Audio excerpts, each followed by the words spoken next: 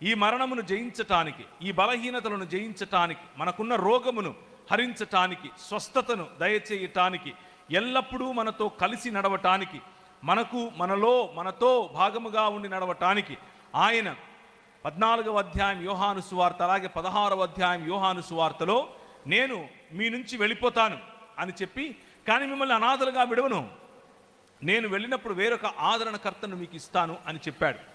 ఈ వేరొక ఆదరణకర్త అన్యాగ్ని కాదు. ఈ వేరొక ఆదరణకర్త స్వయానా దేవుడు. ఈ వేరొక ఆదరణకర్త స్వయంగా మనలో ఉండి నడిపించేటటువంటి దేవుడు. The fullness of Holy Spirit, సంపూర్ణత, పరిశుద్ధాత్ముని యొక్క సంపూర్ణత. పరిశుద్ధాత్ముడు మనల్ని నడిపించే క్రమంలో పాపమును బట్టియు, నీతిని బట్టియు, తీర్పును బట్టియు మనల్ని తీర్పులోనికి, లేకపోతే కన్విక్షన్లోనికి తీసుకొని వస్తాడు. ఈ ప్రపంచాన్ని మన ద్వారా పాపమును బట్టి, అలాగే నీతిని బట్టి తీర్పులోనికి నడిపించేటటువంటి ప్రయత్నం మన ద్వారా ఆయన చేస్తాడు.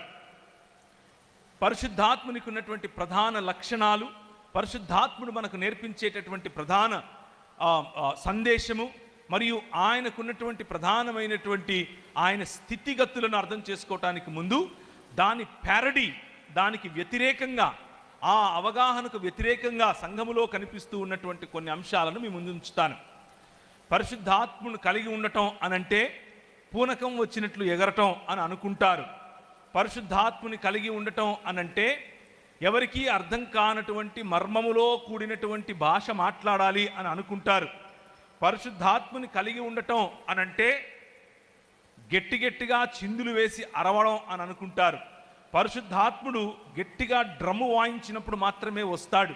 పరిశుద్ధాత్ముడు గట్టిగా చప్పట్లు కొట్టినప్పుడు మాత్రమే వస్తాడు.